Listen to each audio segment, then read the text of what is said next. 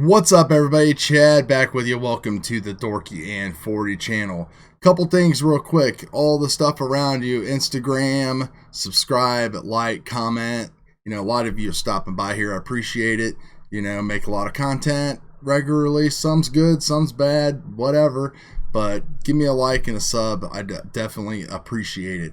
Also, I do have some affiliate links down there if you want to buy something to help the channel out. And yeah, that's about it. So let's get started with this. So first, we'll go ahead and talk about the video that I put out last. I'll link up here in the corner and just kind of talking about how, you know, defaults on FlightOne and the configurator and stuff, you know, is just next level compared to like what Betaflight is. And a couple things that came out of that. One is that evidently programming GUIs and configurators is really, really hard, and it's, you know, something that it would really take maybe an investment from the community into Betaflight, or definitely a time investment, if not a money investment, to give us a little bit something better than what we have, which it's not bad. You know, we all know that. We've been using it for years. It's just, you know, talking about like the whole preset defaults and everything like that, like click here, click here, click here.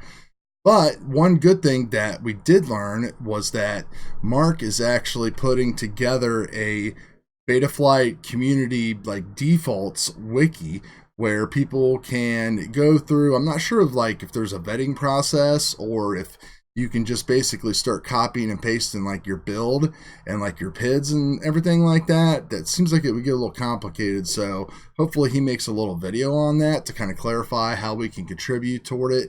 It's on GitHub. I'll put a link below in the description so you can take a look at that. And, you know, maybe one of us can end up helping somebody out. So I want to talk about the Super G tuning here with 4.0 RC2. This probably will be the last RC2 that I do on this build. I'll probably wait until there's like an update release after the final release, because this thing is flying good now. So after I put in those defaults, it didn't fly that well. I knew that it wasn't going to, because I could just kind of look at some things, but you know, like I said, I didn't upload. I uploaded that video. I didn't post it because it's just, there really wasn't nothing to gain from it.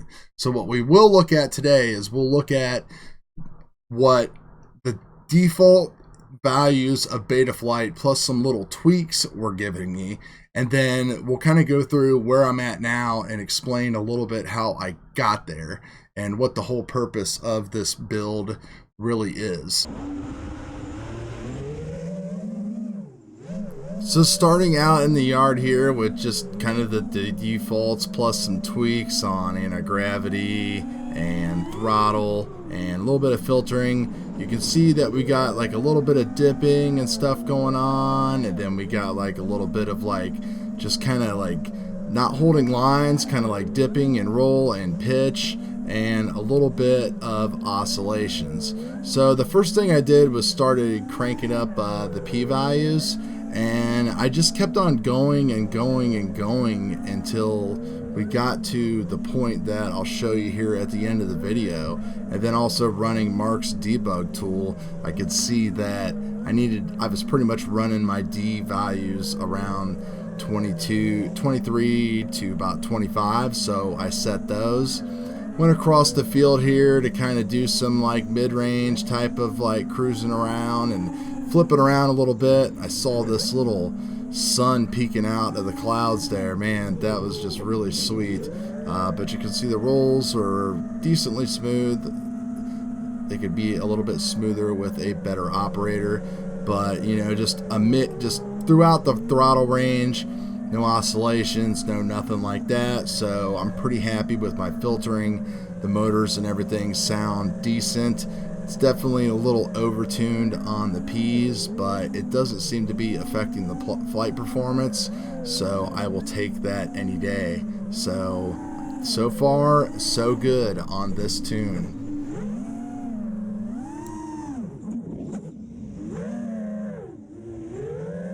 Betaflight here, we will take a look at the setup. So we're running D-Shot 1200 32-bit ESCs, completely updated, auto motor timing 48 kilohertz on the PWM frequency. running AKAK. I am not running the RPM notch. I'm going to wait for another build to try that out on. And of course, all the good stuff there. If we look at the receivers tab, I am running a little bit. Oh, it's hanging up on me. If we go to the receivers tab, you can see I'm running a little bit of deadband because of my TARANIS. And I have went through, because something you guys really want to do, like every once in a while, is check the status of how your TARANIS or your gimbals are. I did notice that my rolls and pitch were, I think this was at centering at like 1495, and this was centering at like 1506. So I needed to calibrate those a little bit with the sub trims and everything like that.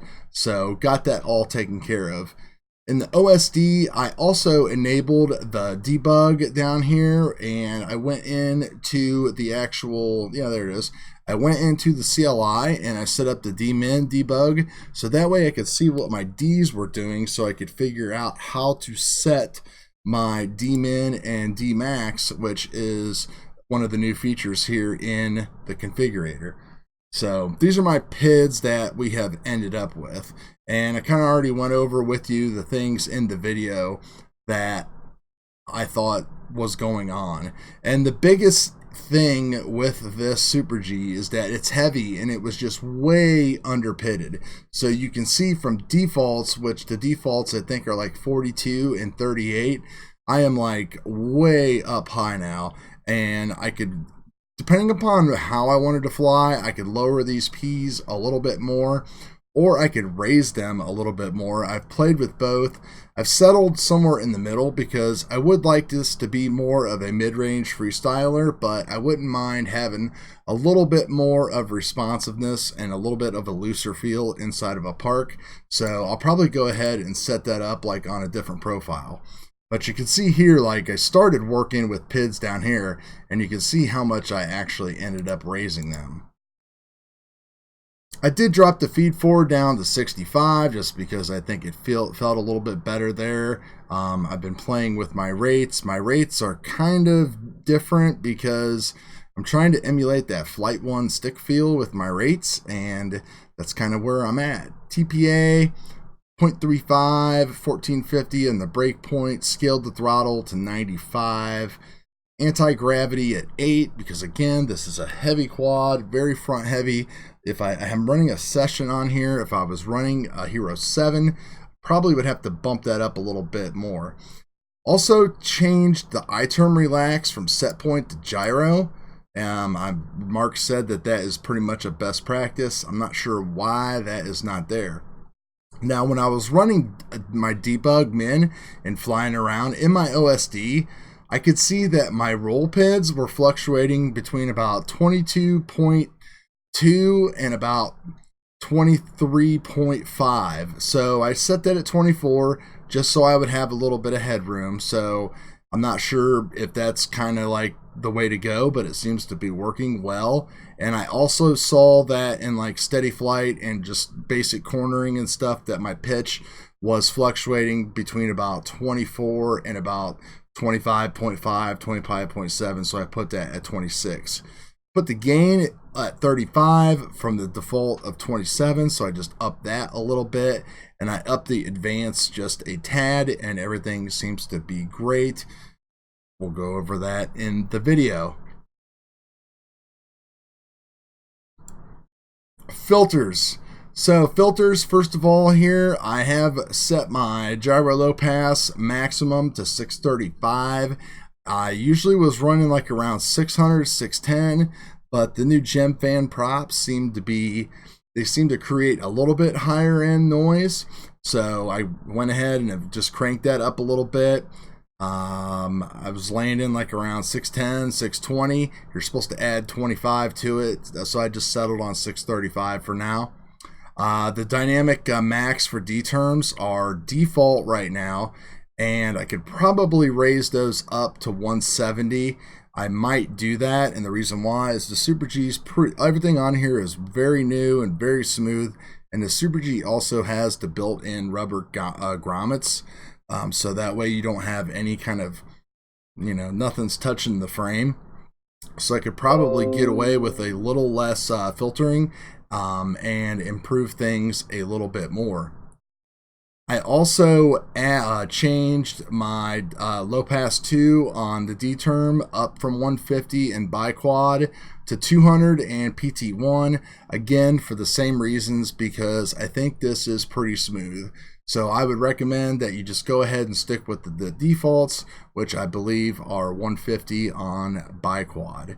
The next move I might play around with, again, like I said, I might try disabling this altogether and then maybe bumping this up to 170, or, you know, we'll just wait and see how things go. But it's flying great now. We'll look at the video, and probably not going to change a thing for now. So anyway, let's take a look at that flight video.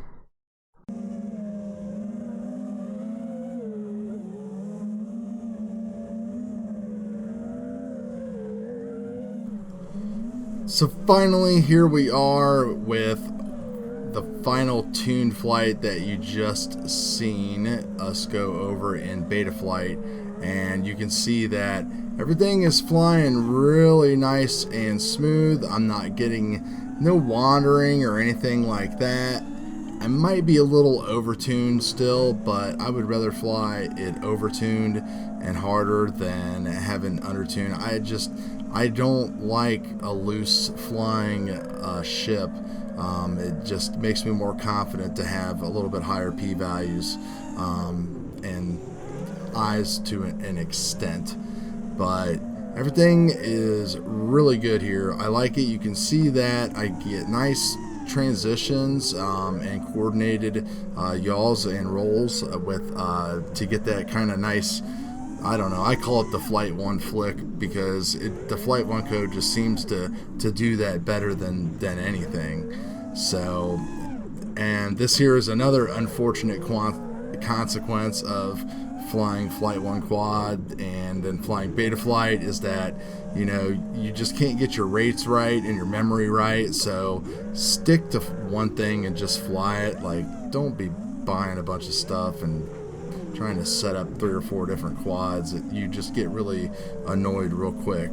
Or at least fly one for a couple days and don't touch the other ones. That's going to be my goal from now on. But when I can't get something going good, it gets me crazy. So anyway, we're here in the field and everything feels good for a good mid-range flyer. I feel confident flying this out and trying to, you know, hit some gaps or wherever. I do like, though, to have things set up for close proximity as well, because this is 5 inches, and, you know, I will be flying this in the park this summer. This Super G is too nice not to. Sweet carbon, good setup.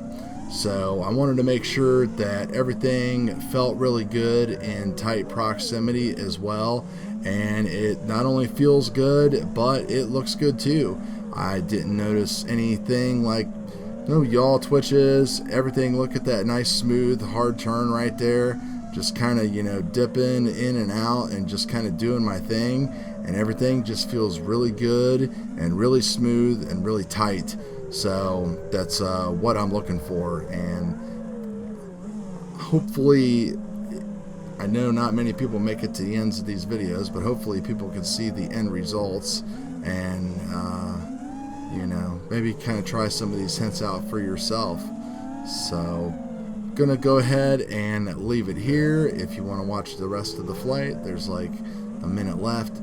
If not, cool, we will see you guys later, and I hope everything goes well. Don't get stressed out over this stuff. It's just a hobby, it's fun, and get yourself a good tuned up quad. So we'll talk to you guys later.